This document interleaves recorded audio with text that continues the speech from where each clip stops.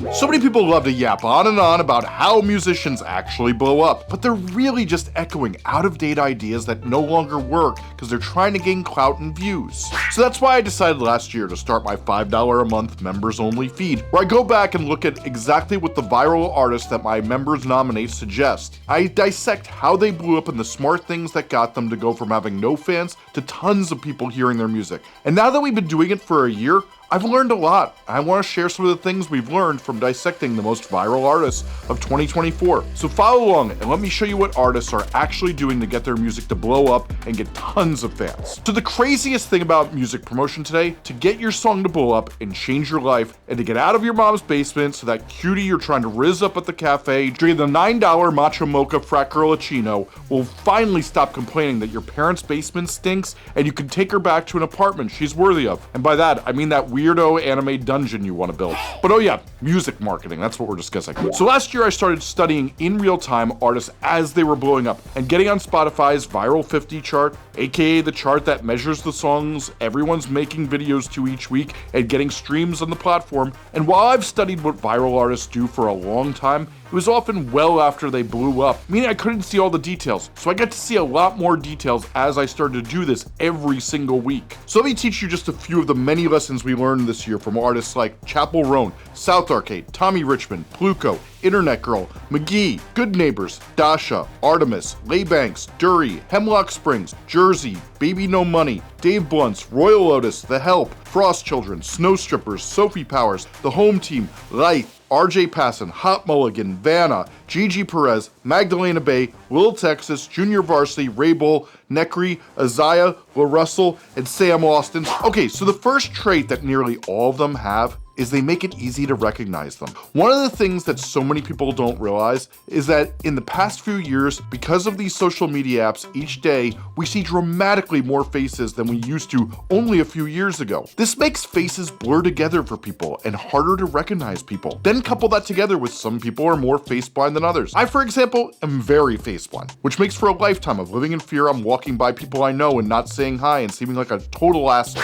But science actually shows that there's a lot of people with this, and particularly that people have trouble recognizing faces of people who are not their own race. But why am I going on about this? Well, the musicians who went most viral do things to make themselves more recognizable. For example, this year's most viral artist, Chappell Roan. Well, let's get real. She does a lot to make this happen to stand out amongst the other pop girlies, and frankly, when she wasn't doing it, her career wasn't going as well. Mk.Gee, with his shadowy look, with guitar constantly in hand, makes him stand out from the countless guitar bands. Pasin does the same angle and prompts on social media while he does his instrumental riffs, and that's how he goes viral because people recognize him. BBNO Money may look like every white boy you don't want to leave your drink alone with, but when making these faces regularly, you start to recognize that, oh, it's that guy, and he doesn't seem so bad. Vana changes her hair color and look often, but will keep it consistent for a period of time while promoting. But there's more to it. One of the things I show musicians all the time is doing a minimum of 3 points of recognizability really helps get you more follows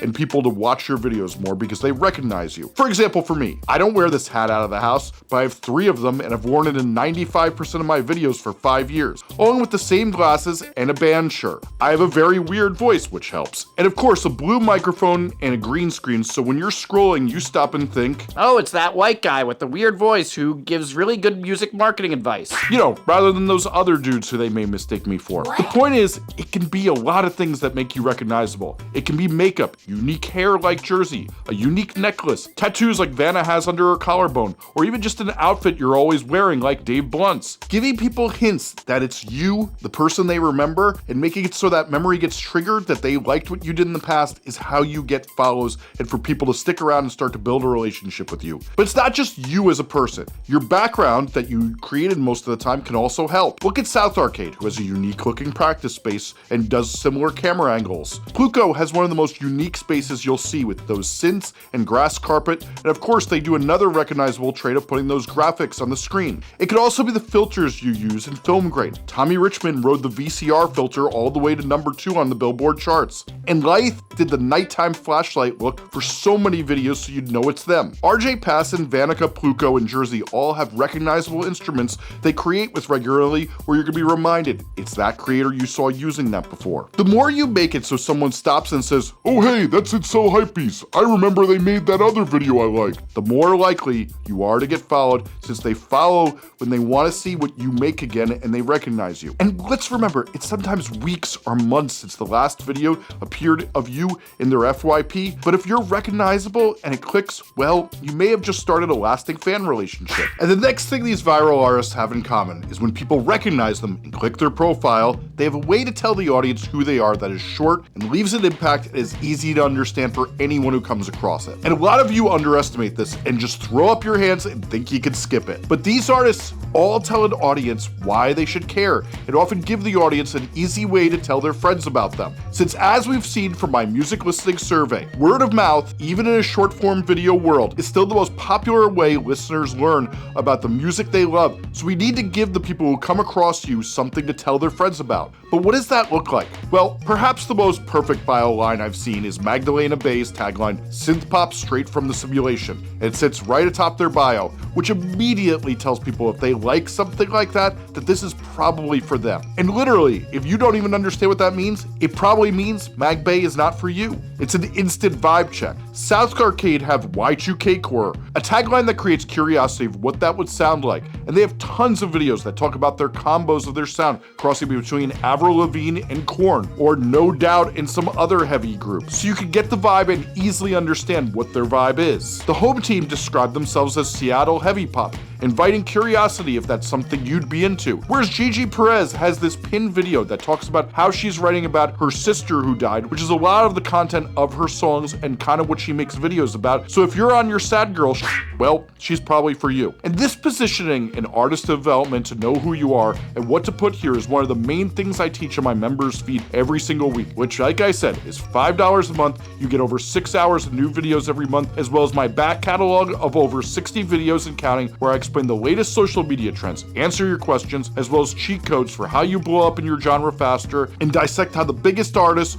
in the world are blowing up from zero fans to now making their dreams come true, as well as the latest music promotion methods. And once a month, I listen to any songs my members submit of their music that they want me to listen to. So you should really tap in there, and there's a link in the description. And if you want to learn more about any of the artists we discussed in this video, well, we go way deeper on them in those videos. Anyway, I recently made a video about how in a For You page world, you need to think more about how you talk to strangers and get them on board fast. Since how fast you get them to understand you is often the difference between being forgotten and a relationship starting where the fan can grow into a massive fan. Being able to get people to know what you're about and understand you leads to following you, and following you leads to thinking about you and spreading the word to friends. And so many of you are wondering why you're stuck, not growing as much as you'd like. Well, this is a thing I see almost all of you do when you call in for consulting calls. But there's another thing the majority of these artists have in common, is that they are not new to this and instead have been constantly sustaining promotion, just like I always talk about. But truly, this is important. I see a real eye for what to do to get people's attention that you learn from being on these apps for a while, and learning what I call the language of TikTok, even though that it goes for all the short video platforms like Reels and Shorts as well. This language is knowing how to get a good first frame on your videos so people stay, the quality of a video that will get views, and most of all, when you have a good idea that takes off, how to make it better, since one of the main things we see over and over again with these groups is when one type of video does well, we often see that they improve upon it and it keeps doing even better. But so many of you give up when you post a video and it doesn't work the first time. And most of all, these artists don't sweat it when it doesn't go well. I see with most of you, you try something and if it doesn't go well, you give up even if you believe in the idea. If it doesn't work, you never try to improve upon it and do it better. Whereas these artists keep going with it and making that idea again till it hits. They're also super malleable. We saw it with South Arcade, Dasha, and Bankz. They had moved on to promoting newer songs and had to drop what they were doing when an older song started to go viral. Dave Bluntz was promoting numerous songs when he found his viral moment. You really need to be watching what is happening on the app and react to what fans pick up and take the pulse of what they're doing. Nearly every one of the viral artists are doing video replies to their fans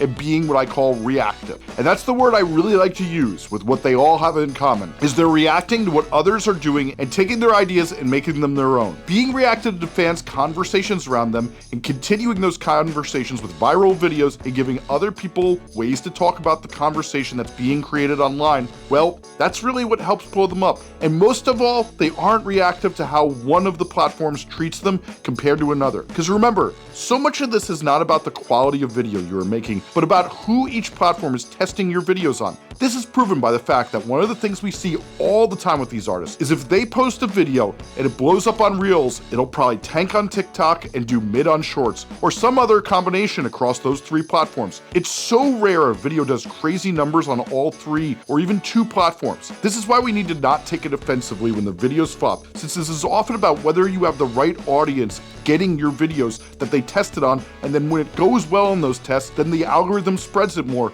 but you are often posting to people who aren't going to be receptive to your videos because you haven't found those first fans yet. And this is a lot of what determines whether your video gets spread or not. And I have very good news for you, because on the screen right now I have a video on how to get yourself a better audience for your videos to get tested on, so your videos go viral and spread to the right people. So click on that right now since it's on the screen, or head to the description to watch it. Thanks for watching.